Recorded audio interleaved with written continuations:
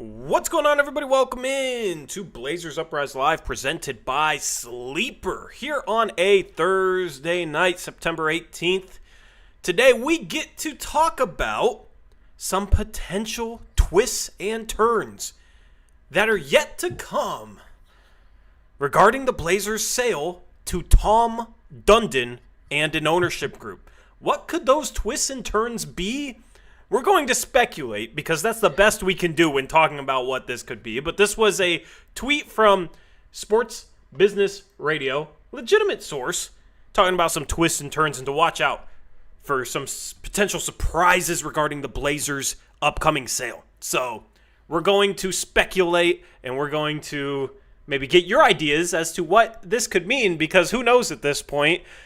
I don't know if that sounds good or bad or ominous, but we're going to discuss the possibilities. Eric, what's going on, man? How's your week treating you? How's your Thursday treating you? Good. I'm assuming you didn't see this article in Sports Illustrated today, but I do want to get into that as well. It has an insider talking about Chauncey Billups Job Security and how secure it is and stuff. I really want to see what you have to say about what the article says. I'm looking forward to that because I have not read it. Nice. Perfect. Yeah. I literally have been busy. I played Rec League even though my back is screwed up. I'll get into that story, all right? I had a severe fall yesterday, okay? Here I am sounding old, and I played basketball today, and I felt old because I literally couldn't move. But outside of that, just been on the grind. Literally was on a business call right before the stream, so sorry it's going live a little bit late, but you know we're up to things. Anyway, I have not had time to pay attention to any articles, so I always love when you read something or you find something and I get to react to it naturally, having not seen it. So if you haven't seen it in chat, you get to react with me to whatever this Chauncey Billups article is. And we get to talk about coaching, man. I love talking about coaching. You know that. So we're going to get into that. But, we're going to start trying to timestamp these streams. I know there was a lot of you begging for that on a prior stream. So I timestamped the last one. I'll timestamp this one. I think it's worth it to hang out for the entire show. But for those of you that are on the go and busy like I am all day, every day, I will start timestamping different segments so you can skip ahead to whatever you want to listen to if you're listening back afterwards. We appreciate you even if you're not here live. But, of course, we also appreciate the people in our chat. What's going on, chat? Hopefully you guys are having a good week. So you tried to play tonight? Yeah. Oh, yeah. So here's what I did, okay? So on Monday I went to the gym and just basically stretched for like an hour. And I was moving really well on Tuesday, so I get like super tight hips, super tight legs, like everything gets messed up. So I was doing that again on Wednesday, and in the middle of stretching, I felt like I wasn't making much progress, so I decided I want to do 10 box jumps, get my muscles moving a little bit, so I can then have more productive stretching, right? I have this whole stretching routine I'm going through now to open up the hips, to open up my T-band, and it's like a whole process, right? So I was doing box jumps. I've never messed up a box jump before, okay? I was doing box jumps, and it was like not on one of the metal box jumps. It was on one of the like cubes. I don't know if you guys know what I'm talking about. It was at an Anytime Fitness. It was like one of these foam cubes, and I jumped a little too close to it, and my toes caught the top corner of it and like rotated it 90 degrees forward. So my feet caught and went with it forwards, and I went backwards and fell right on my lower back. Like my wrist has been sore. I don't know. Like that's nothing. I get that on a normal day in rec, but like my wrist is sore and my back is brutal right now. So, yeah, it was very unfortunate. Very unfortunate. I don't recommend messing up box jumps. Okay, I felt like an idiot. You know, felt like an idiot, man. I've done box jumps for 12 years now and never messed one up, and I finally did. I guess I was due. So I do not recommend that. Why don't you just admit that you can't jump as high as you used to, and you... Because that's not the truth. Okay. Well, I mean, I'm 35, 40 pounds heavier than I was in college. When I was in peak shape, I don't know if it's peak shape, but I was probably too skinny. But yeah, if I was 40 pounds lighter, then I'd probably still be dunking pretty easily. But I have a putback dunk in a game this year, Eric. All right, so I had never done one of those in a game in my life. So I'd like to believe I'm in my prime, and that was just a fluke. Yeah. But who knows? Maybe Muggsy says you're not washed yet. Yeah. I dropped 45 on Tuesday. So. Nice. But yeah, no, it was a rough day. But let's jump into. Do you want to start with the Chauncey article, or do you want to start with the ownership talk? Last term we started with the ownership talk, and I mean it's basically just going to be us speculating. There's really not going to be much like we're going off of here, but I think it'll be fun to speculate with chat, see what chat has to say. Yes, Connor, one of the big foam cubes. But I would kind of like to start with the Chauncey article. I kind of want to have this conversation right now. I want to know what this article was. I want to know... well, first off, who's it from? It's from Sports Illustrated, and Ryan Stano was the author. Okay. So the title says, NBA Insider Reveals Chauncey Billups Job Security with Blazers. Great title. Yeah. So, of course, I had to click on it because that's something we've talked about at length. Now, I read the article, and something that is not brought up that I think changes the dynamic of everything they talk about, just to warn everyone, is the new ownership. Like, we don't know how that will factor into the equation. So they didn't really do a good job of saying, oh, by the way, the team's for sale, so this might affect everything we're saying, or there was no part of the article, at least that I saw, that said that. So a lot of the article talks about how, we've been rebuilding and, finally on the come up or whatever. So it says that Chauncey is part of the reason they believe they're ready to make a move, and that he's come in and established a culture within the locker room that is important, and he's made them a very good defensive team. Just kind of setting up how they feel about him.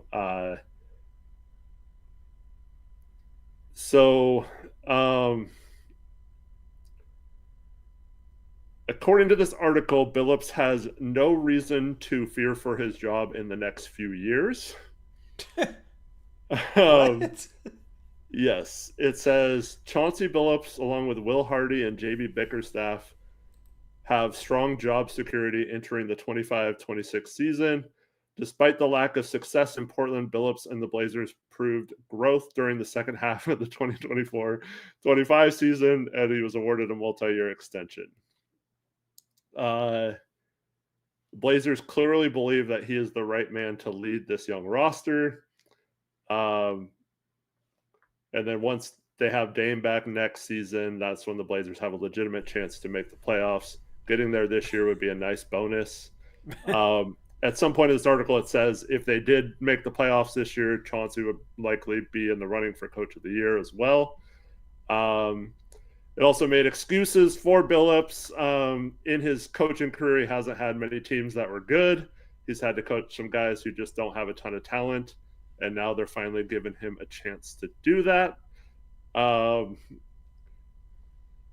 Says if the Blazers start to stall out in 2 or 3 years, then maybe there's a conversation that needs to be had. But right now, Billups has done a great job of establishing an identity with this team. What? Yeah. This is why I had to read it, right? I had to bring this up. So it's not that some of those points weren't valid, but the feeling I get from this type of article, and it's the feeling I get from a lot of people that love Chauncey Billups, it's like, every excuse in the book for why his teams have been bad, like, basically it can only be the players. He doesn't share any blame at all, but it's not based on X's and O's or schematics or anything like that, right? It's just kind of buzzwords like identity and does he have good players? And that's the conversation, right, about coaching, which is a valid conversation, but not the entire conversation. Like, that's kind of surface level stuff. But beyond that, the feeling from this article is basically like he's helped them become a great defensive team. Like, they've arrived on that end. They've established themselves on that end. But if they made the playoffs this year, it'd just be a bonus. And if they still suck in 3 years when he's in year number 7 of being a head coach, then that's the time we can finally have a conversation about the coach who right now has a record of 117 and 211. To be fair, it said 2 to 3 years, so technically they start to get hot in the 6th season, maybe. It's just so basically even if he's not making the playoffs after 6 years, even if he's never made the playoffs after 6 years, even if he's never coached a winning team after 6 years, he didn't even say then maybe he should be replaced. Maybe we should have a conversation about the coaching in general, right? They have not fully arrived yet defensively, okay? They have a good defensive roster, and I think they will fully arrive this year, but we're talking about a team that was the 13th ranked defense last season, and yes, they had a good defense the second half of the season. It's only half the season. What about the other half of the season when they were a bottom 5 to 6 defense? So Chauncey has a lot to prove this year, and this article is basically just making it sound like this year doesn't even matter for Chauncey Billups as a coach, like making the playoffs would just be a bonus, talking up their defense, acting like it's a great defensive team, but then sitting there and saying, oh, the playoffs would just be a bonus. It's not consistent to me. This is the year for Chauncey, in my opinion, and I don't even want to go into like how ownership could affect that because the article didn't, which I think is another miss. But this is truly the year for Chauncey Billups. He made progress the second half of last year, and either that's legitimate progress that this organization keeps building upon and he helps this organization build upon, or if they don't continue to make progress, then the progress they made last year should not keep Chauncey Billups' job secure, right? The only reason why he was extended or why his job is secure right now is because of that progress that this organization finally started making under his watch. It only took him 4 years. If he doesn't continue that, then that's no longer a valid reason to keep him. And I do feel like a Tom Dundon, a new ownership group coming in, if this team didn't continue to make progress, would sit there and say, okay, this guy has only won 35% of his games as the Blazers head coach. His record is terrible. They made some progress last year and then they stopped. If they were truly on an upward trajectory, it can't stop. This is the year for Chauncey Billups to continue to build upon the progress they made the second half of last season because that's the only thing he's clinging on to. And if they stall out this year, I don't think there's going to be there's not going to be an excuse. People will find one. Dame's hurt. That's what you'll hear. Yeah. Wait till we get Dame. I'll put it this way. If the offense is, 23rd, people will sit there and say it's because of the talent. Now, I think part of it's due to how stagnant they are in the half court. I think that is a major, major issue for this team, and it's been part of the reason why they've really struggled offensively, but it's one of many reasons, okay? Some of the reasons are outside of Chauncey Billups' control. But Chauncey Billups admitted as much last year about how he needed to do a better job with their half-court offense, getting players moving, not just moving the ball, skipping it around the perimeter and somebody going one-on-one. They need to move players. They need player movement. They need more motion in their half-court offense, and that's something that I've been begging for years now. So I'm glad that Chauncey recognizes it, and it's part of the reason why I wasn't completely livid that he got an extension. But at the end of the day, if he's not helping this offense implement more motion, more player movement, after admitting that's something he needed to do in this past exit interview that he had in April, then that's an indictment on him, and that's not an excuse that you can make for him. He's not even making that excuse for himself with his players. He's admitting that's something he needs to get better at, and if he can't, I'm not buying any excuses for him. So this is truly like the final litmus test for me with Chauncey Billups, and I'm hopeful that the Blazers' half-court offense can look better. I'm hopeful they can get more movement. I'm hopeful they can become a better fast-break team, because they should be a better fast-break team than they truly are. They were too close to the middle of the pack in terms of pace when that was something that they wanted to be a run-and-gun team. They wanted to be a fast-paced team. They have the personnel for it, in my opinion. So that's something that I'm hopeful we'll see this year. That is, I think, partly under Chauncey Billups' control. That the half-court offense, the motion, the movement, I think is one of the things that is really under Chauncey Billups and this coaching staff's control. I mean, that's just the schematics of the offense that you're running.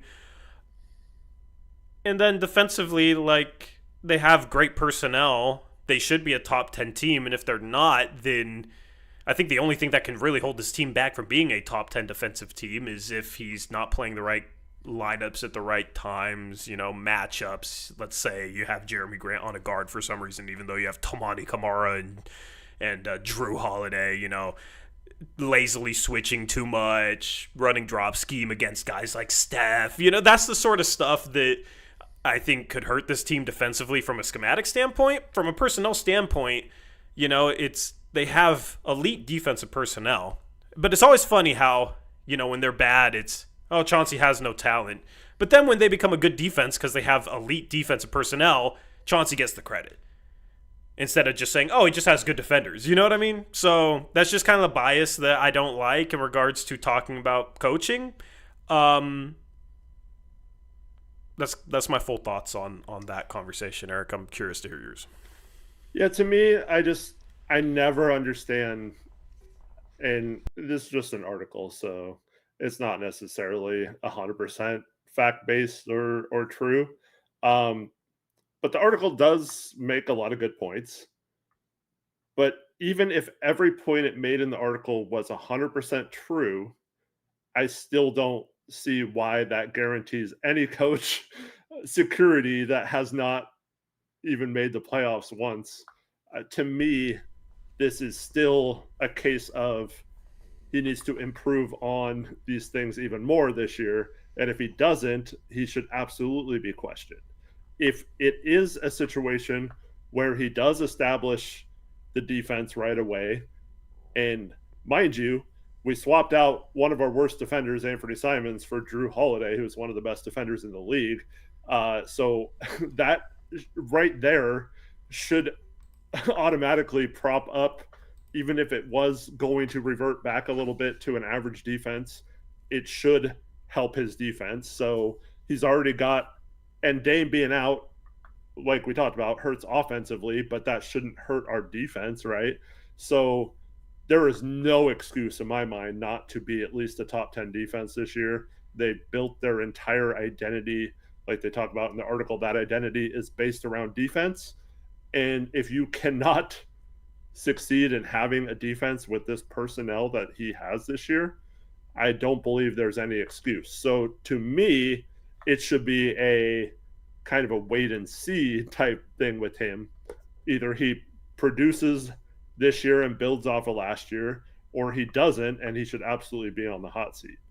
And I don't understand, like, if they're thinking like, oh no, he's fine, like we're gonna let him cook for 7 years under his contract before we like make any rash decisions or anything. Like, it just, I'll say the same thing I said with Stotts. It's like, even if you thought Stotts did a great job for the 9 years he was here, he still got 9 years. It's not like he got like screwed out of an opportunity to see what he could build here, right? He got 9 years. So like, regardless of if you wanted to keep him or not, he had a chance to do things here. It wasn't like he was like not given an opportunity. And I feel like you can make that excuse with Chauncey, but if the defense doesn't improve, man, or doesn't at least build upon what happened last year, and be really good this year, then you absolutely have to put the spotlight back on him. And offensively, we talked about this ad nauseum, Tori, over the 6+ years we've done this show. You do not have to have talented personnel to start establishing an identity and to start establishing a system that you can build players to thrive in your system based on the talent of the players on the team. Or your system is so good you can plug and play players that aren't necessarily thought of as star players or whatever, but they still can be effective and somewhat competitive in those systems. And to me, at least offensively, Chauncey has not established a single system in 4 years of what he wants to play. He's still talking about, after his 4th season, about wanting to get better and change his offense and needs all this stuff. He said he needed all that stuff in his offense when the first interview he had in the first press conference at his job. So I look at teams like Oklahoma City and Mark Daigneault, who, even when OKC was a terrible lottery team, he was starting to establish his system and his identity. I know what's the Memphis coach that got fired last year? Taylor Jenkins, yes. I thought personally did a great job of building a system where Ja was in and out of the lineup, suspended, injured a bunch, and they still were competitive at times because of his coaching and his style. So to me, I don't like buying this excuse of, oh, he didn't have the talent, when Chauncey has even said multiple times, well, I want to run such a complex system, but I just don't have the players to run it. It's like, no, dude, that's not an excuse. Like, I want to see what this complex system is, and like, let your players prove they can't run it. But like, to me, it feels like he had more built-in excuses for why it's not happening instead of actually trying to implement anything. And to me, that all adds up to, I don't understand why his job would ever be secure, even with the extension. But I'm hoping that everything that is said in this article is proven correct, because obviously if it is, and Chauncey is the guy to lead this program and to lead this team to the next level, that would be very good for us if he's already on the team and we can take that jump this year and then add Dame the year after and kind of build upon that success. And so I'm hoping that that's the case. I don't want Chauncey to be like a failure this year, but I do feel like it should be a wait and see attitude. Yeah, and what I'm about to say might sound insane to some people. I'm going to explain why it's not insane and why people might think it's insane. I truly do think that you should have more of a system when you have less talented players. Mm-hmm. I think it's even less of an excuse to not have a constructed offensive system when you have less talented players, because it's easy if you have the greatest pick and roll point guard ever. You know, if you have, let's just say, prime Damian Lillard, it's easy to just roll the ball out there and say, hey, just set Dame a million on ball screens today, and Dame has 50 and picks apart the defense off the pick and roll. Right. And carries you to a borderline top 5 regular season offense. Which, to be fair, is why we felt Stotts got credited for Dame doing that for him. Yeah. Like, if you have somebody that can just win one-on-one battles constantly, you have an SGA, you have a Jason Tatum, you have guys like that, well, you don't really have to run anything if you got a guy that can just win his individual matchup and score in isolation all the time. All right? You don't have to do any coaching. When you don't have those guys is when you need to be able to set up players in positions to their strengths, because it's not as simple as just getting them the ball and getting out of their way. And that's why I've always hated the excuse that, like, what's Chauncey supposed to do offensively? He doesn't have enough talent. And people are just thinking like, oh man, Chauncey's offense would just look better if he had guys that could isolate and run pick and roll all the time. Yeah, of course it would, but so would anybody's offense. So how are we supposed to individually critique Chauncey or individually analyze Chauncey as a coach if we're just using logic that applies across the board? I've never bought the excuse that because Chauncey has less offensive talent, that excuses the lack of a system, because their offense, with this lack of talent, with the lack of guys that can pick apart a pick and roll like Damian Lillard, with the lack of one-on-one players, he was running his offense like he had those types of players. And what do you expect? You're not building towards anything. You're basically just putting guys in a position where they have to punch above their weight.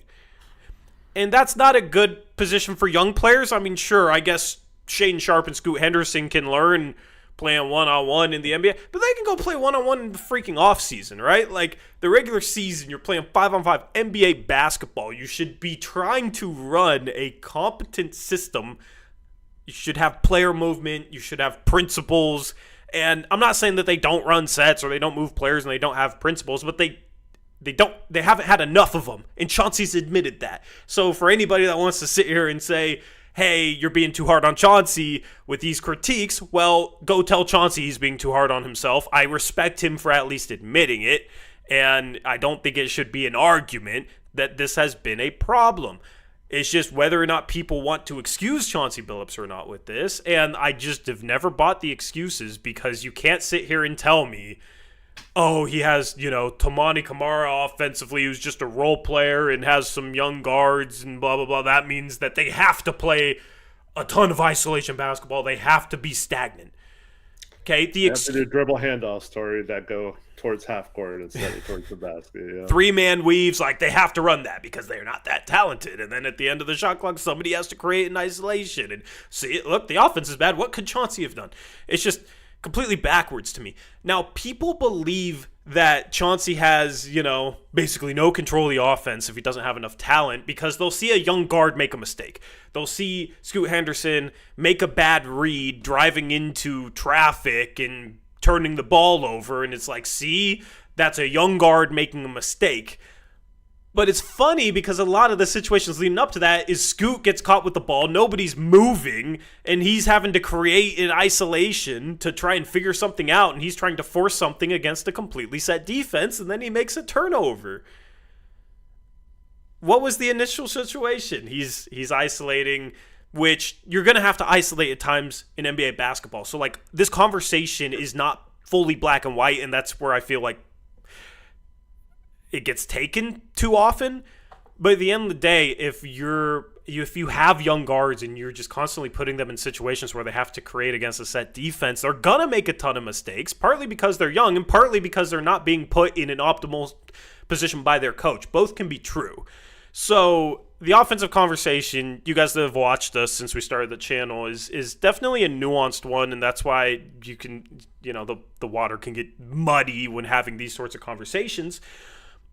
But at the end of the day, when you have young guards, when you have role players, you shouldn't be having situations where the ball gets stuck to them and nobody's moving and nobody knows what to do. And that's a problem. And that's been a problem with Chauncey's offense. So he has not done a good job in that regard, and I will never buy that excuse. Yeah. Also, yeah. Also, just like to kind of summarize how I feel about this conversation as well in the article, Eric, I think it's absolutely insane that basically a coach has been a head coach in Portland for 4 years, and because he had one half a season where they showed a little life en route to finishing 10 games below 500, he should have security through 7 seasons. Yeah. I think that's completely insane. Mm-hmm. Yeah, agreed. And like I said earlier, I truly hope that Chauncey is the guy. I hope that he implements some really good schemes this year, and we look much better on offense. Like you said, we need it to be. I don't want to hear any more excuses, right? It's year 5. Like, at some point, the personnel excuse, these guys aren't smart enough to run my schemes or whatever the excuse is. It runs its course, and you can't keep making it. And um, I'm really excited about because James Posey, great defender in the league. He's been a well-respected defensive coach at every stop he's been, whether it's been college or pros or male or female. He's done a good job, so I'm really excited to have him and his brain in that locker room. And some of the other additions to the staff, I feel like are going to be a little bit more locked in on the basketball side of things. And yeah, it's just I feel like it's going to be I feel like it's going to be a good season, and hopefully that's because the offense looks a lot better. But if it's year 5 and you're saying you need to do better at things like stagnation on offense off the ball, which is something you mentioned day 1 you needed to do. If in year 5, if you're still having issues with that, you just don't know how to implement it. You don't know how to teach it right. So I don't think that should be an excuse for him moving forward. But hopefully he finds a way to get this offense humming, and we can start talking about, wow, this guy really is a good coach, because that would be really nice. Yep, absolutely. It will be interesting to hear media day. I see a comment from David, 5 days until media day. Actually, you're I believe you're looking at 1, 2, 3, 4, 11 days. It should be on September 29th. That's generally, it's the last Monday, like right at the end of the month. So that's when I would expect media day to be. And then the first preseason game is like 9 days after that. Yeah, I just looked it up. It says last year's was on September 30th. Yes. So it should be that same Monday, which would be the 29th, like you said. Yep. So if anybody was wondering, there you go. 11 days. We've almost made it through the dog days of trying to figure out content for live streams in September. Yeah. So it's always a nice feeling to get to media day and just have real stuff to talk about. But yeah, at the end of the day, like, I'm Mr. Negative because I don't buy the excuses that the players are so incompetent that Chauncey can't run anything of an offensive system. Somehow that makes me the negative one for not believing that, which I've always found very funny. I am hopeful because Chauncey recognizes what he needs to do better this year. I'm hopeful that he can improve, but I'll tell you right now, if this offense looks exactly the same 10 games, 15 games into the season, I am completely and utterly out on him as an offensive coach. Okay? He can bring some good things defensively, but if you have elite defensive personnel, like, can you find a coach that can allow those guys to do what they do defensively and get more out of your offense? That's what I will be wondering, because it's one thing to be able to build a culture, but I don't think it's enough to just rely upon that when you have elite defensive talent on one side of the ball that carries your defense and then you don't help your team out offensively. I don't think you can sit here and be like, he's liked and builds a good culture, and that's a strong enough case to keep a guy 5 years in who has lost 100 more games than he's won. So, listen, I'm hopeful, I'm optimistic that he can improve, but if he doesn't, it's not going to last long. Well, according to this article, he has security for at least 2 years. I mean, he has a contract. Eric got collab capped. He has a contract, so Streamlabs incident of the night. Yep, there's the collab cam of the night. And those are my thoughts on the coaching conversation. We'll have plenty of these conversations this year, so we can move on. But leave your thoughts in the live chat.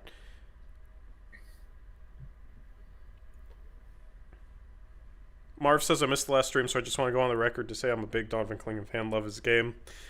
Did you watch the last stream on playback? Because I was raving about Donovan Clingan.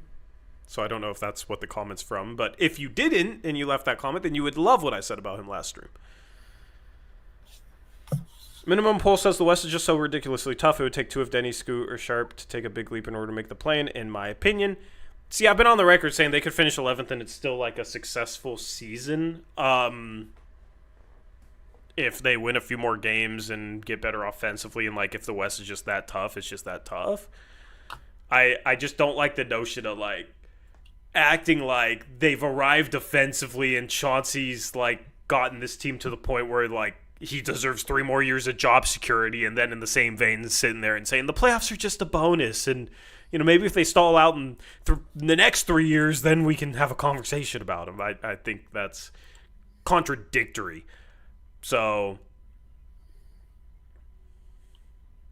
anyway, we'll read off chat comments for about 5 minutes. Then we'll get into the ownership twists and turns. We got a comment in the chat acting like Clingan can't play more than 25 minutes. That's just the old narrative that we're always going to hear. That isn't true. And also, I expect Clingan to be in better shape this year. So I wouldn't just assume that he can't, especially when he had multiple good games last year where he played more than 25 minutes. I believe the last 2 months of the season, he averaged more than 25 minutes and was fine, even with foul trouble. Mm-hmm. I don't understand why people have that narrative other than seemingly they want to have that narrative.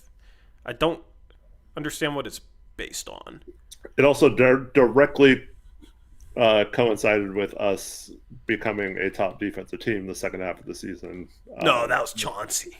That wasn't Clingan. Okay. You know, so yeah, I can. Yeah, in March and April. So March he played 25.2 minutes a game. In April he played 27.9. So in March and April that's like probably 26 minutes a game. Yeah, I did the math. 20... That was like 26 something. Yeah. Yeah. That's more than 25 minutes a game. And yeah, the Blazers were really good defensively. Die. Some of his best game, he played 30 minutes in some of his best games too. Yeah. Yep, the Minnesota game. I brought up the Minnesota game last stream as one of my favorite games of the year last year, where he finished with 15 points, 12 rebounds, 8 blocks, was a plus 15, 6 for 10.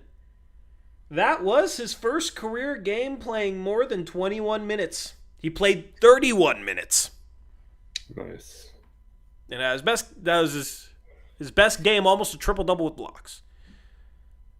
So if you want to have a conversation about, like, he can't play 31 minutes consistently right now, that's a valid conversation. But when you sit here and say he cannot play more than 25 minutes in general, I think that's blasphemous.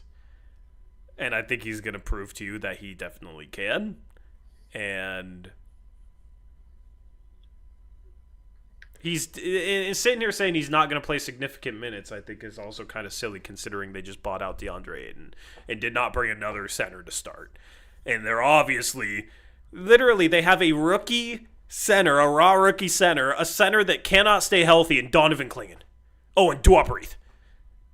And you're just no comment about him not playing significant minutes this year makes any sense to me. Everything is set up for him to play legitimately heavy minutes this year.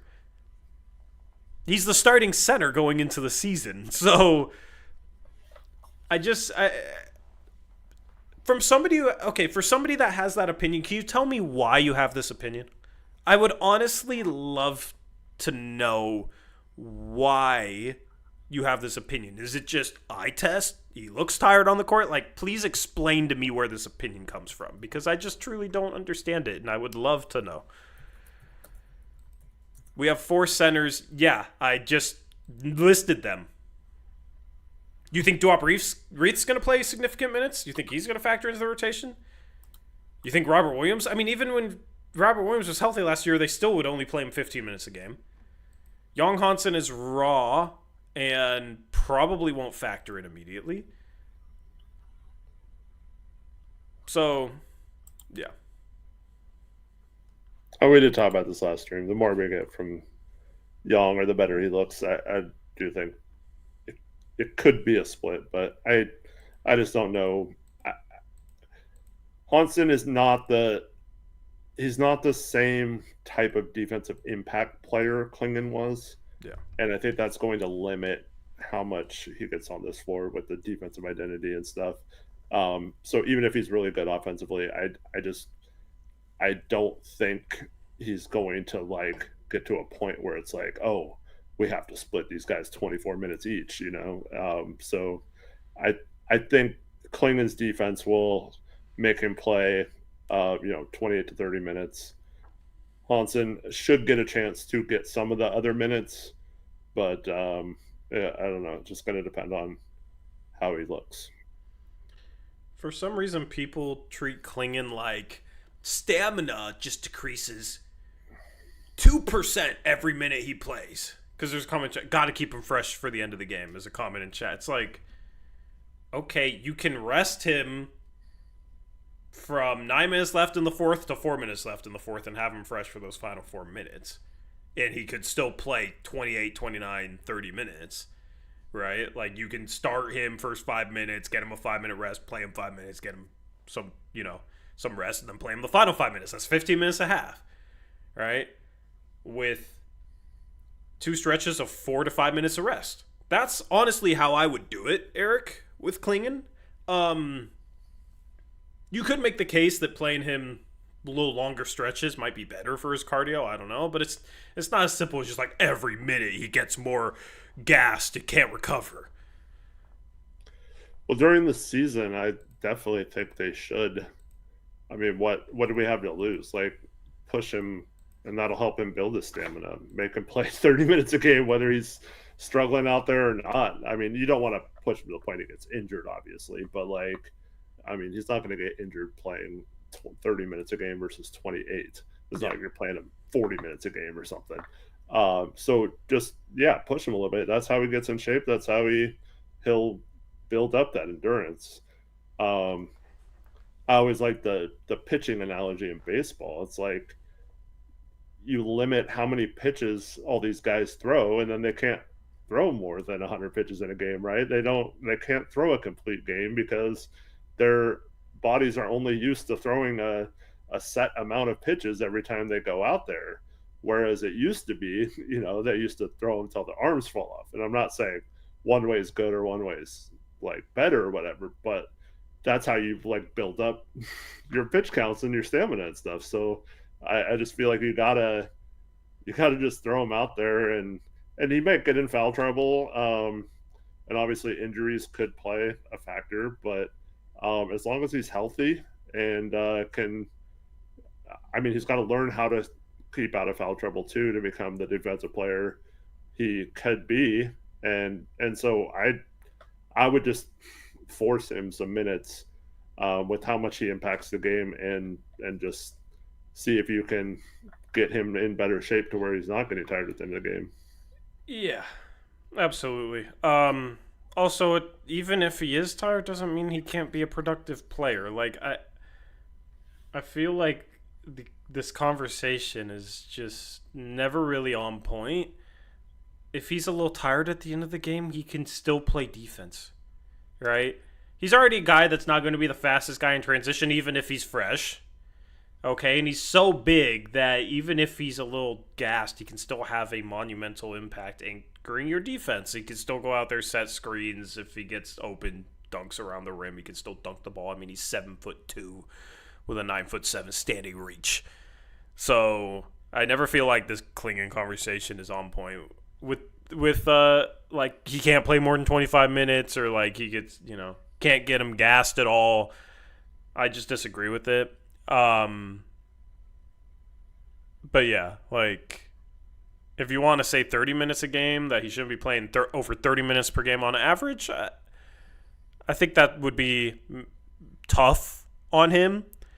I don't think tough on him is a bad thing,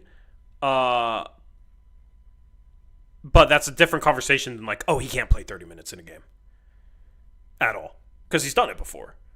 He's never played 30 minutes a game for a long period of time, so it's a completely different conversation. At the end of the day, I think he's going to have a huge impact on this team this year. And I see a world where he's getting,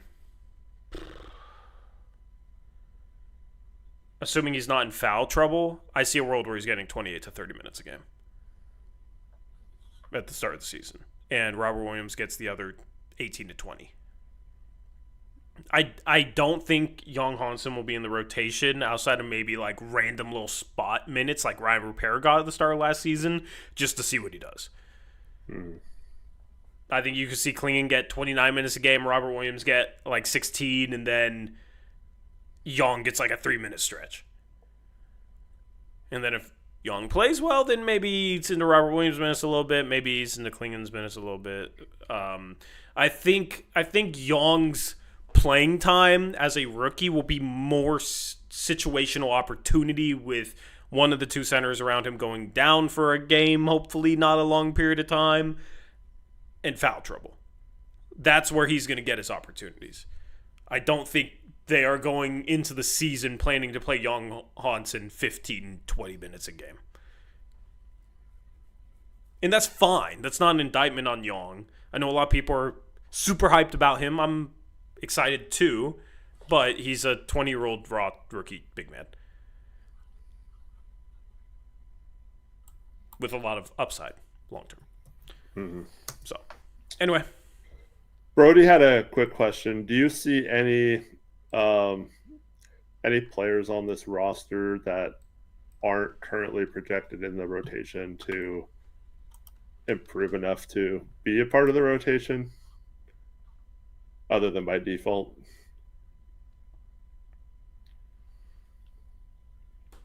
No. Yeah, I think you clearly have, you got Drew, Jeremy, Denny, Rob Will, Scoot, Shaden, Donovan. Am I missing someone? Tamani. That's 8. Loves Kris Murray, man.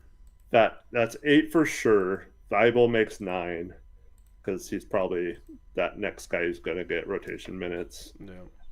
And then that leaves Kris Murray, Rupert, Sissoko, Dwop, Blake Wesley maybe. Like I don't see any of those guys outside of forcing to have minutes just because of needing minutes. I mean, we have a 9-man rotation. There's going to be injuries at some point, so you're going to have to play some of those guys. Kris Murray seems like he's more well-liked by the coaching staff than he is productive. So he'll probably get the first chance to get into the rotation if he's not part of the rotation to begin with. But I really don't think there's anyone else that this season I can see being like, wow, this player took a jump, and they are clearly better than one of those 9 players that are in the rotation. I think, like, literally the only case you could make is Kris Murray goes from a 22.5% three-point shooter last year to, like, 39%. Which is just insane. Like, I'm not predicting that. I'm not expecting a guy that shot 22.5% from 3 and 45.6% from the free throw line. He's scored 25% from 3 over his first 2 seasons, 55.8% from the free throw line. Those are not the hallmark of a player that's just all of a sudden going to be a good three-point shooter next year. Unless he completely rebuilt his form in an offseason. I just... Or him and his brother switch places or something. Yeah. I just don't understand, like, what people expect from Kris. He's 25. He's 25 years old. Coming off a season where he was abysmal as a shooter. He's a solid defensive player. But, like, I feel like any offensive play that he makes, it's like, oh, the unheralded offensive player made a good play. Like, it's awesome, you know? Like, he dunks 2 hands for safety, right? And it's like a big deal because it's Kris Murray. And he's not really doing anything offensively. I wish he shot better from 3. I hope that he's trying to put the work into, and I think he's probably living in the gym and trying to figure it out. So sometimes you just don't got it at the highest of levels. It's the hardest league in the world, and it's the best league in the world for a reason. So I don't trust him to. Year 2 didn't look any different from year 1. The big question, though, is right this moment, how far do you think he is away from Cedar Rapids? If we have to hear more of that this year, man. Shout out Bruce Davis Murray for 34 months. Says, hi, Tori. Eric, thanks for the best Blazers shows. Thank you, Bruce. Appreciate the love. Hope you're doing well, brother. Yeah, I just can't. I cannot keep. I don't even want to talk about Kris Murray, man. I don't have anything nice to say. I don't have anything good to say other than his defense. His defense is good. But guess what? If we were a team that had 1 million shooters and struggled defensively, then I could see him maybe cracking the rotation. We're the opposite. We need shooting. The only type of player that I could see that question applying to would be somebody that has a chance of being like the best shooter on the team. And this team ends up needing shooting so desperately that they play that guy. But Blake Wesley's not a shooter. Kris Murray's not a shooter. I don't think Ryan Rupert's going to become the best shooter on the team. It's not going to be Duop Reith. He's like a 34% guy. It doesn't apply to anybody. Like, none of their non-rotation guys are shooters, which I think is kind of a flaw if you're trying to legitimately win games. I think it's a roster construction flaw. I don't think it's going to bode well for that question applying to anybody. And the other thing to keep in mind is, with expectations comes the need to win games. And if those players aren't producing, they're not going to get many opportunities to see what they can do, unlike the last few years where, we're kind of focused on development and not necessarily trying to win as many games. So, short of injuries, I think they're going to be a lot tighter with their rotations this year and play the guys who are actually contributing to them winning games. Yeah. We got Thomas Ransky in chat saying, so you don't think Kris is the player not in the rotation that could? The starters can't shoot. Well, the starting lineup this year will have either 3 or 4 guys that shot 10% better from 3 last year than Kris Murray. Drew did. Tamani did. Denny did. And it depends on if you start Sharp or Scoot, but Scoot did as well. So if Scoot gets the start, then there you go. Or if they start Grant and do the 3 forward lineups, Grant, in what seemed like a down year shooting the 3 ball, still shot 10 percentage points better from 3 than Kris Murray. Yeah, and so again... 13. I'm sitting here thinking he was 25% last year. He was 22% last year. Okay, I'm giving him a little too much credit. 13%. And anyway. So if you say you don't think this player could be the guy that's not in the rotation that could jump up, any of them could in theory. But yes, that's what we're saying. We don't think any of the guys we mentioned are going to do that. Love to be wrong. There's people out there that think like, oh, I would love that Kris Murray shoots 22% from 3, or I love being right so much that if I am not optimistic about a player that I hope that they continue to struggle. No, I hope that Kris Murray figures it out from 3. That would be great. That would also be a statistical anomaly for a guy to do what he did the first 2 years and then in year 3 just automatically become a legitimately good NBA 3-point shooter. Yeah. That would be so statistically anomalous. Like, it would be such an anomaly that I don't think you can even criticize the take. Like, this is just based on historical data. It doesn't happen. I'm sure there might be one or two examples you can point to, but those are the outliers. So if Kris Murray ends up being an outlier, great. Good for us. Good for him. I hope so. But that's all that is. It's hope. It's not really something that I think is like logically realistic to expect. So based on the question, I don't really expect a Blazer to surprise to the point where they're not in the rotation opening day and then they get into the rotation. If I had to guess one name, I guess it would be Ryan Rupert, but is Ryan Rupert going to get enough opportunity and be good enough in that opportunity to supplant Matisse Thybulle, who's going to be a fringe rotation guy? I don't see that happening. Even if he might be better, I don't think he'd get enough opportunity to prove it to the point where the coaching staff's like, yeah, let's roll with him. The only way it happens is if there's enough injuries where, you know, you got Thybulle playing and Rupert's playing 20 minutes and Rupert's completely outplaying him, and then somebody comes back and then Rupert's ahead of Thybulle in the rotation. That's the only way I see it happening. I don't think there's enough opportunity. This team is deep. It has a good bench. It doesn't bode well for a 12th guy becoming a 8th man. Yeah, and this is different. Like I just mentioned, they're trying to win this year. So we've argued, I think it was 2 years ago, we argued, especially like the second half of the season, why even bother playing Thybulle over Rupert? Like, it's stupid. Just throw the guy out there and let him get minutes. Like, we're trying to tank and all this stuff. It makes no sense. And so that is a completely different situation. Now we're trying to win mode. I don't think you necessarily, like, if Rupert earns the minutes like you mentioned, then sure, that'd be great. But I don't think heading into the season, especially at Chauncey with how highly he speaks of Matisse Thybulle, and his ability to wreak havoc on the defensive end, I don't see him being like, oh, you know what, I'm just going to play this completely unproven guy over him this year. I think starting this season, that's where things are going to start to change.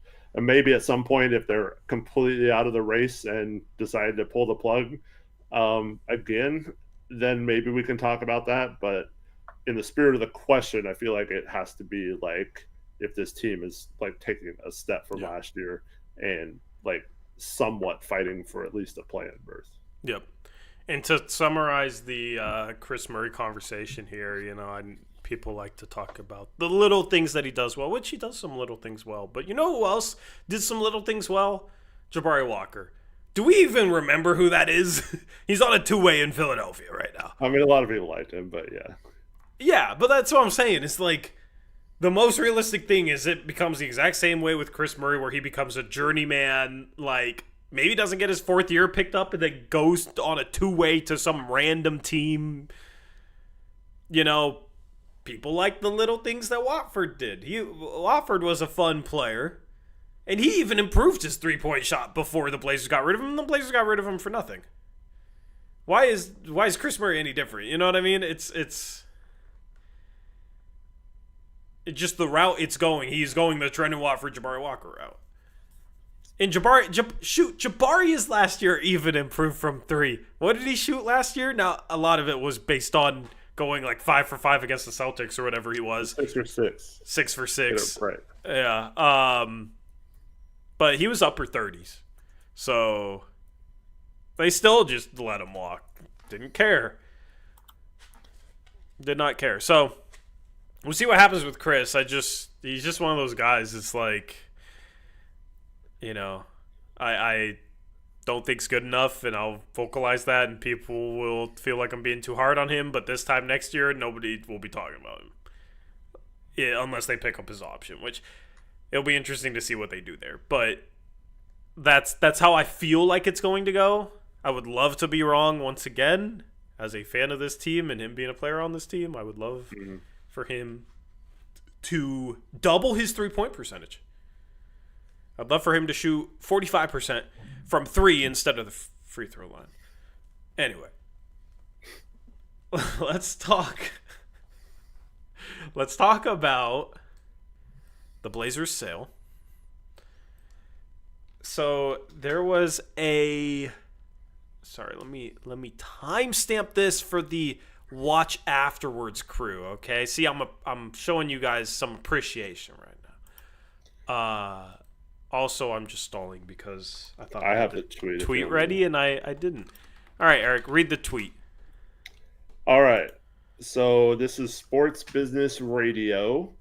I forget the guy's name, but who runs the account, but he used to be it's Brian Berger. He used to be um in the Portland area radio scene, and he does have some insights from time to time. So this was an extremely weird tweet the other night or last night or yesterday morning, I guess. And it says, "Pay attention to the pending sale of the Portland Trailblazers. There are some twists and turns upcoming that may surprise. Lots going on behind the curtain. Hashtag NBA, hashtag Rip City." So, I think let's just assume this is true, which there's no reason not to believe that there's something behind this statement. I mean, he doesn't make that statement unless he's hearing something kind of crazy, right?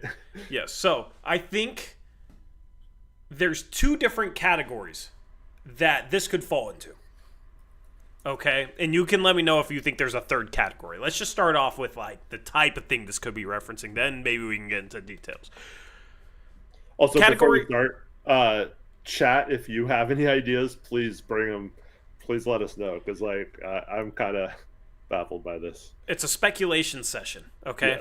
Well, actually, I think there's three different categories, okay? Category number one has something to do with the investors that's being put together for this ownership group, okay? Category number two would be something regarding the stadium renovations, new stadium, like in a worst case scenario, maybe relocation, right? Like that whole saga. That's category number two. Category number three would be something with the sale that could make it fall through or delayed, or like potential problems with the sale. I think those are the only three categories that would apply. Am I missing something that would fall outside of those three categories?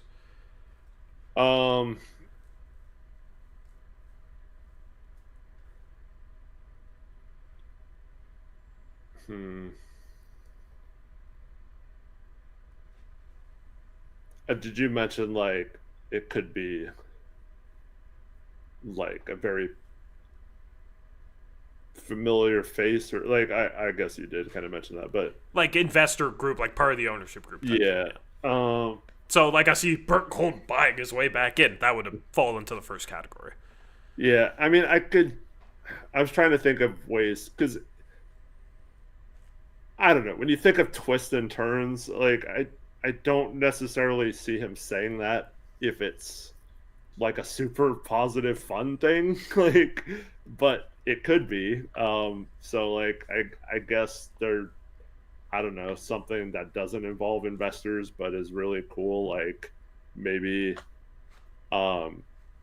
instead of relocating, they're going to announce some sort of arena deal or land purchase or something along with it. Yeah, category number two. Something with the arena renovations. Yeah.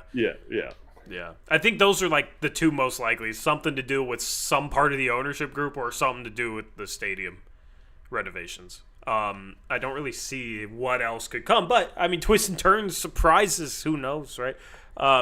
Marv says new owner, so Tom Dundon doesn't have money for a majority share. Which I guess would kind of go into the ownership group, but then I don't know how, like, that's not really possible, I don't think. If that was true, it wouldn't have gotten to the point where the sale is finalized with him as the majority owner, so I don't think it's that. I know you're probably joking, but... Yeah. Doggy says, they told Seattle they were going to stay, just remember... All right, well, we got an owner that became the owner of the Carolina Hurricanes based in Raleigh, who had all these relocation rumors and doubled down there and doubled the valuation of that franchise. So he has a history of not moving teams, which is good. And I don't think the NBA is going to let that happen. The NBA realizes it made a mistake by letting the Sonics leave Seattle. Also, not that anyone has any faith in Adam Silver right now, but he did walk back some comments that he made. I forgot when he made them, but it was recently, where he had mentioned something about the league wanting to expand into Europe before they had expansion here, with Vegas and Seattle and stuff. And he completely walked that back the other day, saying that they do have plans, and they announced this whole thing with NBA Europe and starting a league over there. And a lot of the big teams that are already established there are going to be joining the league. And then several big soccer teams that are over there that don't have basketball teams, like PSG and stuff, announced that they were going to be starting a basketball team too that's going to play in the league. Yeah. But he made it seem like that expansion here in the actual NBA league, whether that be Vegas or Seattle or both or whatever, would happen before that possibly. And he seemed to kind of change his mind on that, or like change what he's been saying about that. Yeah, we'll see. I think ultimately, before the end of this TV deal, they will expand to Las Vegas and Seattle. They're not going to let a team move out of Portland to Seattle. I truly believe they have plans to expand to those two cities. I mean, maybe not Vegas anymore. Vegas is taking a hit, but I think they still will, because still. I mean, the sports teams are doing fine there. Yeah. Yeah, the teams are doing fine there. So, yeah. Now, who knows when that'll be, but I do think they are planning and know that they're going to do that at some point over the next, 6-7 years. I would love for it to happen sooner than that, but we'll have to wait and see. So I'm not worried about relocation stuff. I don't think a surprise and twists and turns would be referencing oh yeah, he's just gonna, once the sale's through, he's gonna say, yeah, we're out of here. Let's be for real. Here's the twist, Tori. Instead of Paul Allen putting in his will that he wants the team to remain in Portland, he said, screw Portland, move it to Seattle. And that's why Jody's actually the hero. Remember that article I read a few months ago where it said Jody's been behind every great thing that's happened in Portland? She's secretly been keeping the team in Portland and not wanting to sell because she knows that's the case. And and this is why some of the media defense, or they just can't say the real reason, so they have to come up with reasons that don't make a whole lot of sense. She's willing to pay the tax even though she never pays the tax. For the record, if you want to spend your time in chat screaming about how we're going to relocate and you're worried about it and it's going to ruin your life, and you're always going to think something bad's going to happen, you're more than welcome to do that. We're not trying to tell you how to think or live your life. It's just, for Tori and I mean, we've been pretty even keel about this. We do not believe the NBA will screw Portland over. And, I mean, maybe that's the rational take. That's the logical take. Maybe down the road, something happens with the arena and the Rose Garden or Moda Center falls apart and there's no resolution on getting that fixed, or a new arena or something. And we can address that then. But I don't believe that this ownership and the NBA and everyone involved wants anything other than to at least try to make it succeed in Portland and give it a fair shot of doing so. And I don't think the NBA will do that. No matter how bad the city's perception is, like, it's still a very good fan base that supports its team. It's not like fans aren't going to the games, even when, like, we've been pretty bad for a few years now, and fans still were showing up. We weren't bad in attendance. Now TV ratings last year improved, but the year before that were in the toilet.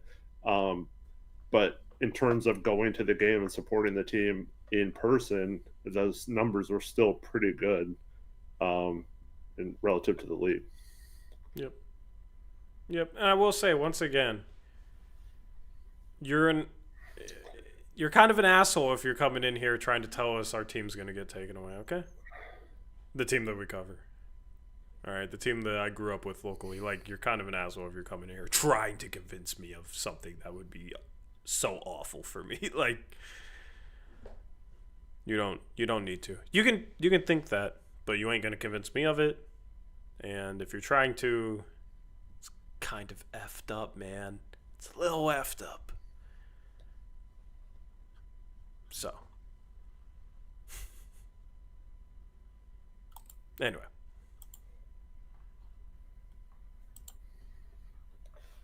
And also, there is a huge difference between fans becoming uninterested in a crappy team that's purposely losing games and then them coming back when the team starts doing well.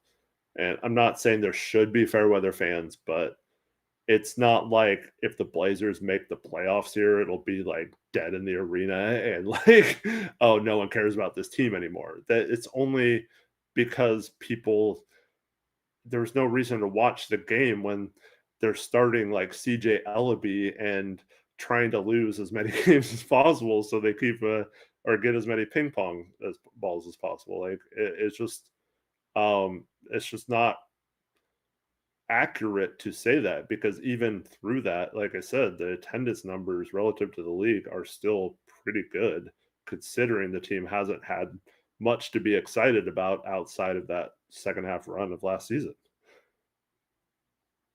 And if he wanted to move the Blazers, why didn't he move the Carolina Hurricanes out of Raleigh, North Carolina?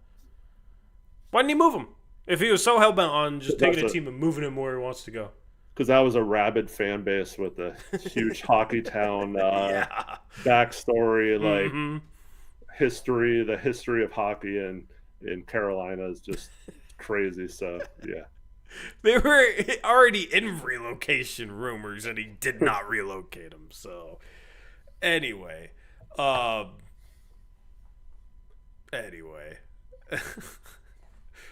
love the chat trolls. Let's talk about some fun speculation, okay? This is a speculation session, all right? Okay, you're going to say what Yeah. Well, you can expand on it, but I actually looked this up. So I'm ready to go here. I actually have notes from ChatGPT, but it's something. Okay, so we'll read off the notes. Just read what the new CBA rule is. Yes, that's what I'm gonna do. Yeah. So, under the new CBA, players may invest in NBA teams through private equity or investment vehicles approved by the league. Okay? Now, any player ownership must be non-controlling. It must be passive. The ownership interest via fund is limited. The NBA Players Association can invest in private funds that acquire equity stakes in NBA teams, but the union's investment is capped. For example, some reports say capped at 5% of the fund's aggregate capital. Players themselves must remain passive in that investment, i.e. no control or operational role that would conflict with their player duties.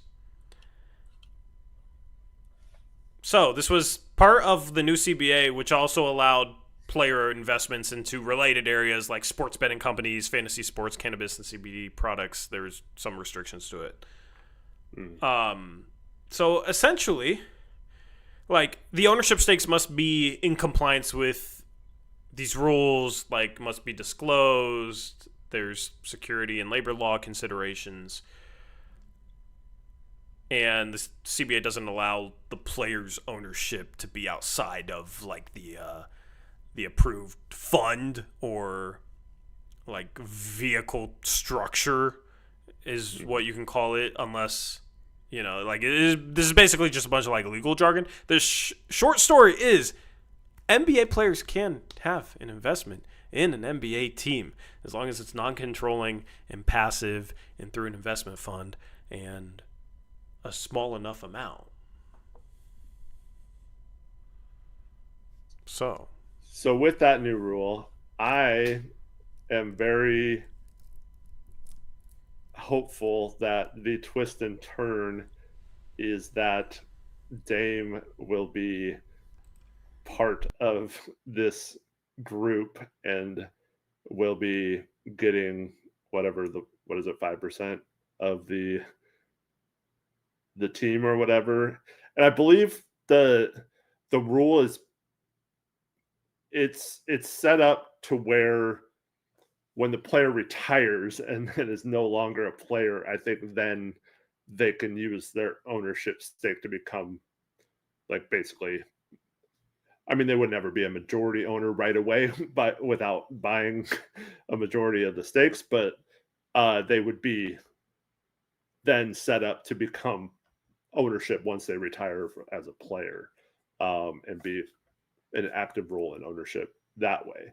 So I think hopefully the twist is that Dame was promised that he could buy into or become part owner of the team. So there was an article from Landon Buford on February 10th, 2024 that stated this: Damian Lillard, the electrifying point guard of the Milwaukee Bucks, has recently expressed a keen interest in owning a piece of the Portland Trail Blazers, the team he has spent the entirety of his illustrious career with. In a recent interview with LandonBuford.com, sorry if I'm butchering his name, in a recent interview with LandonBuford.com, Lillard affirmed his desire, stating, absolutely, I'll definitely be a participant in that. So, of course, we are purely speculating, but that would be a pretty fun twist and turn. That would be a pretty cool thing. Yep. So, that would be a surprise, I think, just because it's never happened, and I think people forget that this was something that was put into the new CBA. The tweet said lots happening behind the scenes. That would be a cool thing, man. Dame comes back, gets an ownership stake in the team. And let's face it, between, owning a local business, all his endorsement deals, and the huge contracts he's signed so far in the NBA, some of the biggest contracts over the last several years, Dame definitely has the financial ability to become part of this too. Yeah. Yep. He's made a lot of money. They call him Dame Dollar. So that's my best guess. Elizabeth Allen said Dame isn't buying 5%, though. That's what it's rumored to be capped at. It was never stated that it has to be 5%. Also,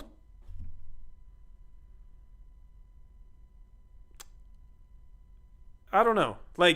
Investments and stuff can be weird with, the way that it vests over multiple years. I don't think it has to be all money at one time. This is just a bunch of, complex business stuff. But who knows what the percentage would be if it indeed happened. Maybe it wouldn't be 5%. The dude has made a ton of money over his career and is literally going to get $70 million next year through his contract with Portland and the contract owed to him by Milwaukee, because NBA contracts are fully guaranteed, $70 million is not even going to be playing. He's making an obscene amount of money through NBA salaries, and then that doesn't even count endorsement deals and other business projects. So,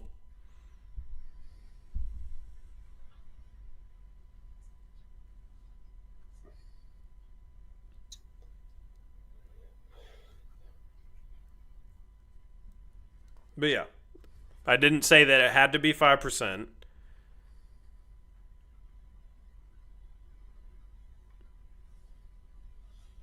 So who knows what it looks like? I don't know.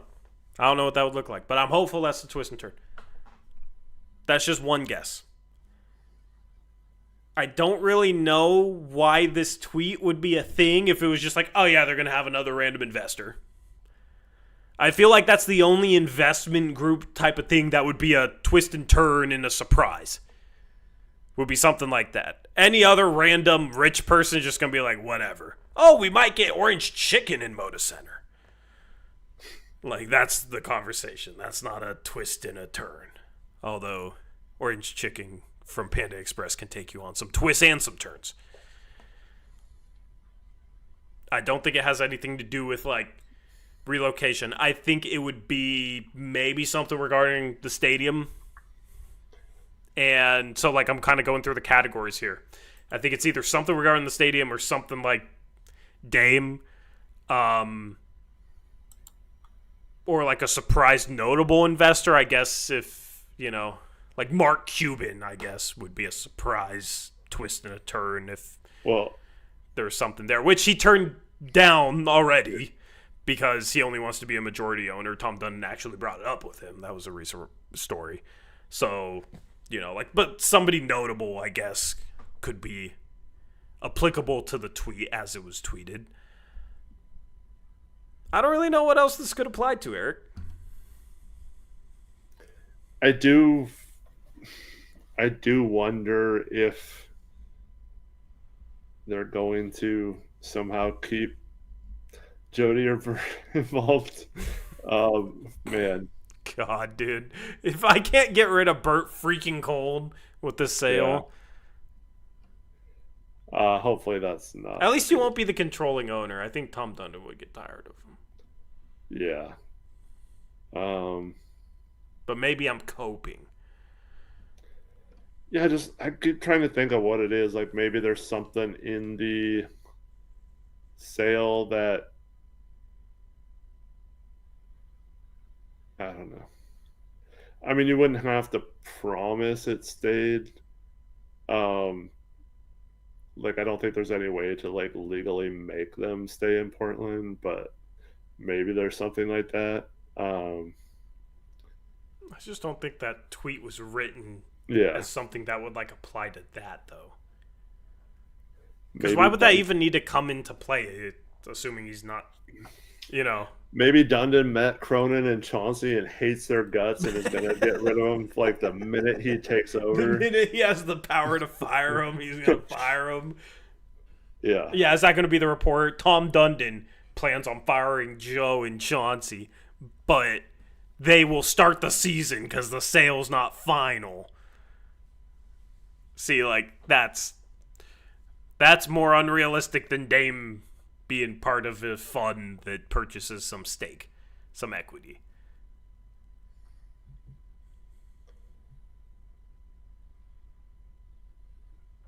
Yeah, I wonder if there's because I know, I think it's called the Albina District, right by Moda Center, between there and Lloyd Center, that Phil Knight's investing a ton of money into, maybe at some sort of, like, agreement for, like, the whole area from Moda Center to Lloyd Center to just get a complete redo and just spruce that whole area up, make it a much better place. I don't know.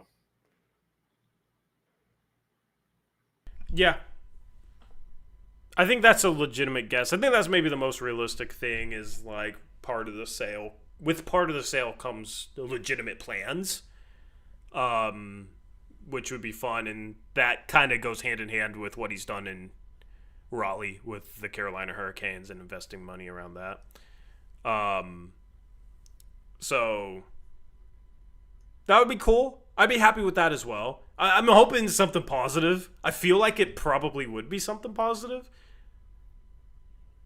I don't know. We're going to find out a lot. And we're going to find out what these twists and turns are, man. It's the anticipation is killing me. The anticipation for the season, the anticipation for this sale, anticipation is absolutely destroying me right now. Luckily, I have a baseball team to keep my mind off things, to distract me. What I did today, huh? We are tied with the Astros. We're tied in the head-to-head. We have a 3-game series with them beginning tomorrow. So whoever wins the series, of course, will be 1 or 3 games up. And we'll also have the tiebreaker. So this is like for the division. This is as close to a playoff series as you can get in the regular season.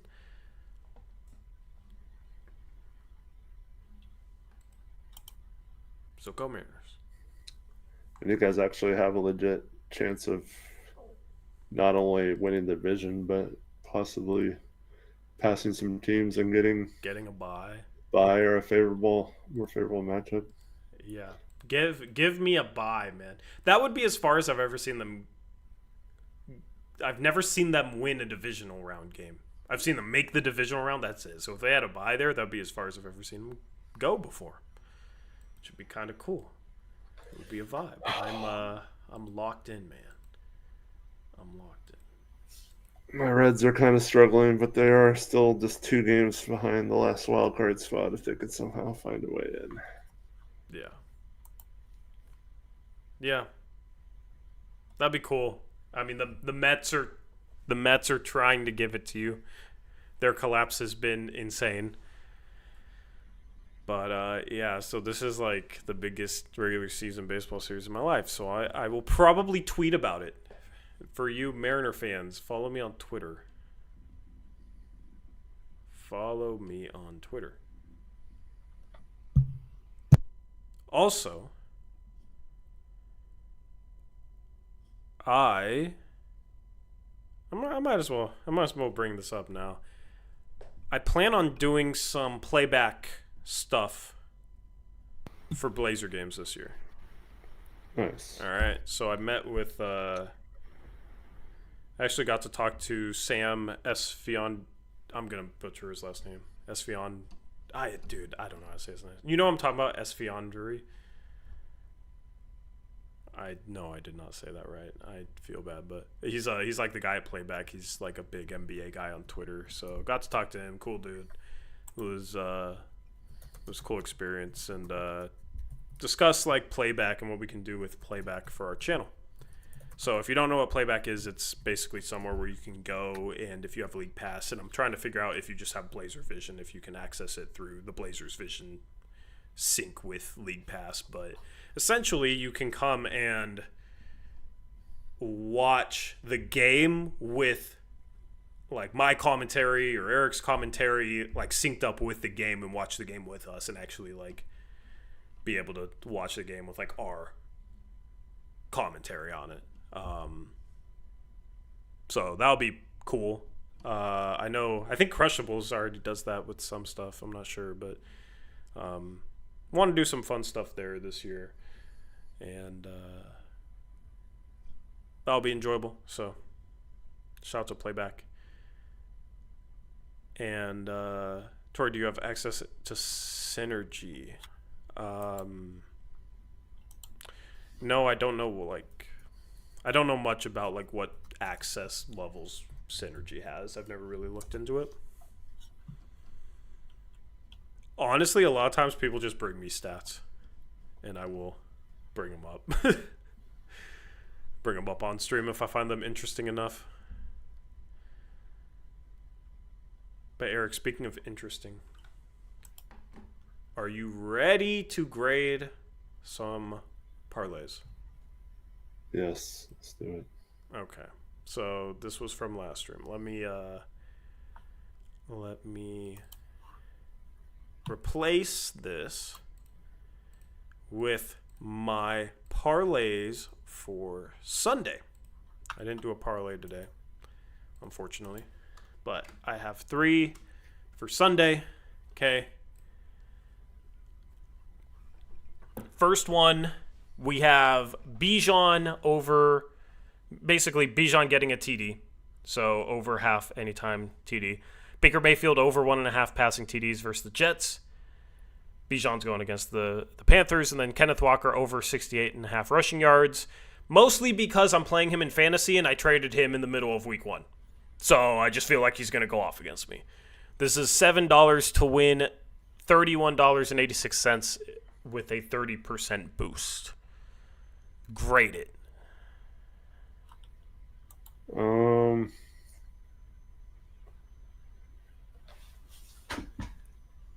You have, what's the thing on the right?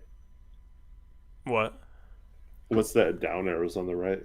The down. Oh, those are just the options. So the more is highlighted. That means I took the more. I took the over. Yeah. I really like this one. Yeah. Let's go. I think we got this one. Let's go. I love it. Cool. I feel confident. So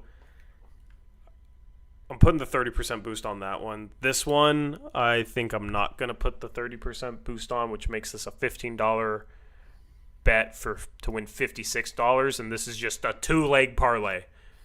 Rome anytime touchdown, Jahmyr Gibbs anytime touchdown. Rome's going against the Dallas Cowboys, who we just saw the Giants slide up, and Russell Wilson have a 450 passing yard game.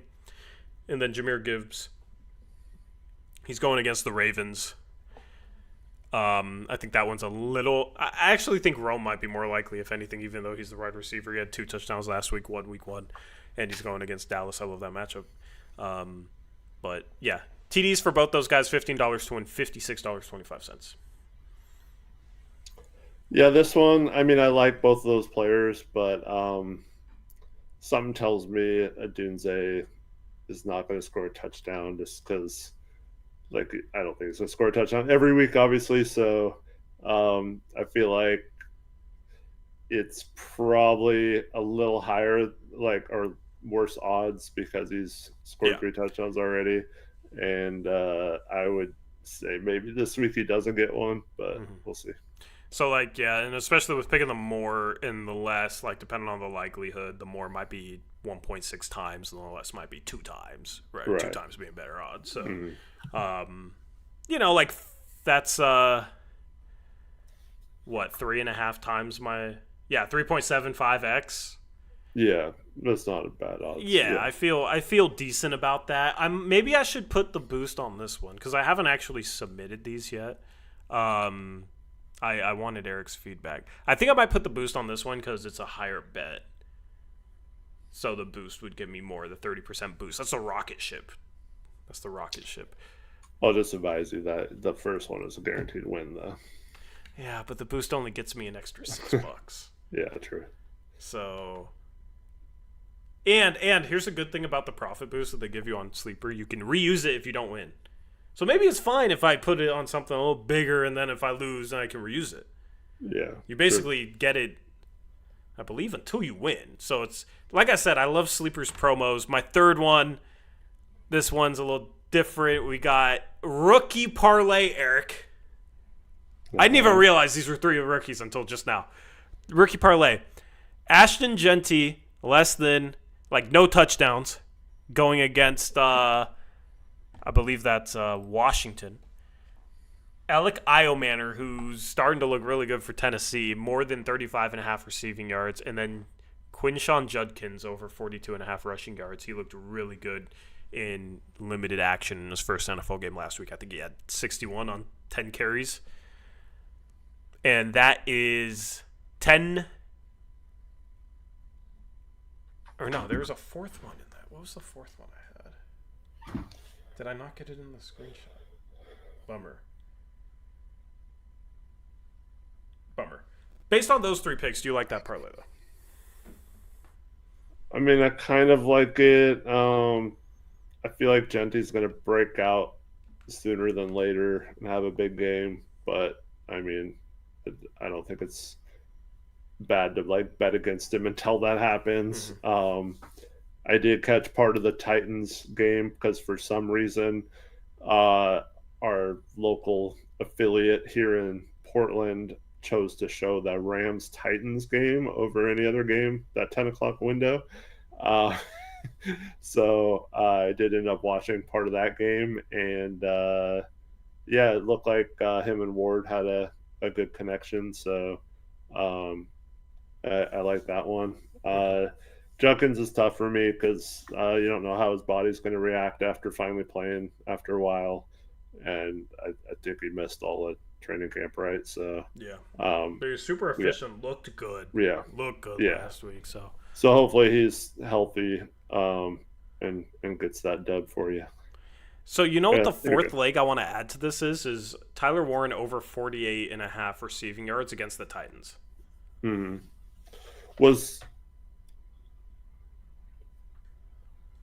I saw in our Discord chat for our fantasy league that someone said Warren was on the injury report. Was that Warren, or was that Jalen Warren? I'm not sure. Chat, let me know. But I'm a Tyler Warren believer. I've been a Tyler Warren believer. I wanted him in my fantasy draft. He got snatched up a little bit before I could draft him. I feel good about Iomanner, Judkins, and Warren. Part of that, I don't know how I feel about Genty, but I feel like going against Washington, I just think that offense is going to struggle against Washington. If he gets a touchdown, I'll be triggered. But, yeah, so that's basically almost 10x. So, like a $10 bet, that's $99, actually. $99 for a $10 bet. And basically, I feel confident about 3, and then I just need Genty not to have a touchdown against Washington. Yeah. But if they can get to the goal line, they're going to just force feed him at the goal line, right? Yeah. I'm riding with it. We'll see on Monday how that parlay goes for me. But if you want to get in on the action with Sleeper, use code Uprise. You'll get a 100% match up to $100. You can get in all the fun. You can join my my group. If you want to join my group, let me know on Discord or Twitter. We can have groups and see each other's parlays, and it could be a fun thing. And I can see if you're better at this than I am. So, shout out to Sleeper for sponsoring the channel. Going to be fun to do this with NBA especially. Going to be fun to pick NBA games, parlays, that sort of thing. So, shout out to Sleeper for sponsoring the channel. Hopefully, I have a better weekend this weekend than last weekend. Last weekend, I got a couple bad beats. We don't like bad beats. What's up, Aeromancer? How are you doing? We'll take questions for about 5 minutes and we're out of here. Leave a like on the stream if you haven't already. I forgot to do a chat poll. I know you guys only like it if there's a chat poll. Shout out to the 36 of you who don't need a chat poll. We appreciate you. Don't sleep. Get in on Sleeper. Yes, sir.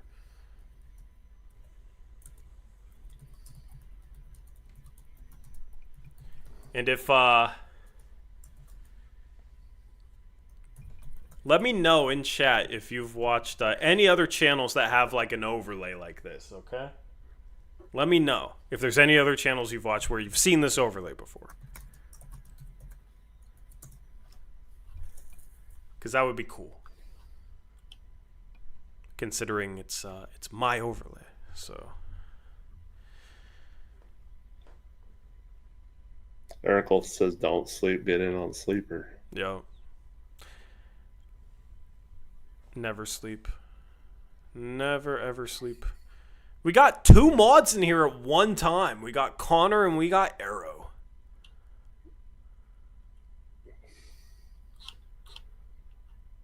Elizabeth, what do you remember the channel? Taylor's in there too. He doesn't count as a mod. He's a mod in name only. All right.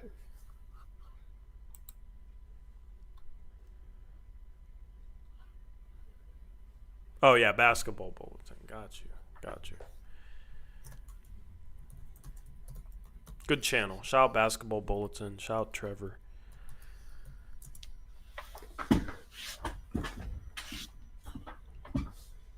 I can't wait for the news to come out that joining the ownership group, and that one guy will boast that he knew all along. Yeah. Yep. That's how it'll go.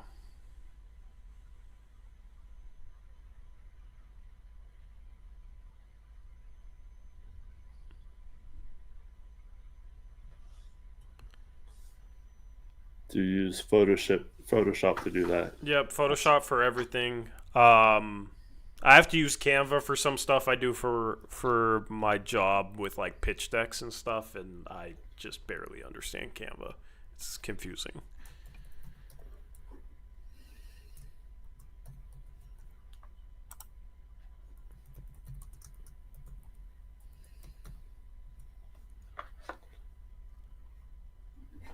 All right, check. Let's see here. Totally fine if you don't want me to. Oh, I mean, sure, you can plug it in the chat if you want. You did a collab with a guy named Chim, who used to come to our live streams. He does sometimes still. Yeah, so Chim has been bugging me for a long time. He does some videos and stuff, and he finally got me to film a video with him last night. So we talked about Blazers and expectations, and then the conversation just got like really personal, and like we're just chatting back and forth, like getting to know each other a little better. So if you guys are interested in a video to watch after this one, just let me know. Yeah, you can plug it. You can send it to me. I'll post it in the chat. But yeah, appreciate you guys hanging out with us. We'll be live again next Monday. We only have 2 more streams until Media Day streams, so looking forward to getting to Media Day. I think on Monday we'll do another stream like we did last stream where we previewed Young Hanson's upcoming season, talked a little bit about Clingan. We're in season preview mode, but once we get to September 29th, then it's go time. It's Media Day. So we'll have about 5 more off-season streams, and then basically we're into season mode with like post-game shows instead of Monday, Thursday night. So that's when you'll be able to catch us after every Blazer game, preseason games included. So close. I know. I got a lot of prep to do for the post game shows this year, man. I'm always like, I can't wait for the season to be here. And now I'm like, wait, maybe I need a little more time. I'm trying to build a website, rebuild a website. I've been having AI help me code, which is just a whole freaking thing, man. I've spent hours trying to figure something out just to move something in the right way. Like, it's a lot, but I never shy away from a challenge. I will try and do it all. If it's website coding, graphics, anything, I'm on it. But okay, cool. You can't post links in chat. I didn't know if you could. There you go. There's the links to Eric's video he's talking about if you want to watch it. Shout out Sleeper. Anything else, Eric? Thanks everyone for watching. Donkey on the way out wants to know if you think Scoot will start. More likely that he doesn't. I agree. I think they'll start training camp at least with the idea that Drew and Sharp will be the starting backcourt. I do think if Scoot has a really good training camp, though, that definitely makes it a conversation. I don't think it's like set in stone or anything. Yep. Can I pay you for a Photoshop? Depends on what you want me to Photoshop and depends on the amount, but I am open to it. Just send me an email. I'll do my Blazers Uprise Gmail. Just blazersuprise@gmail.com. Anyway, we're out of here. hopefully I have a good weekend. With my Mariners playing the Astros, with my fantasy team trying to go 3-0, with my sleeper parlays.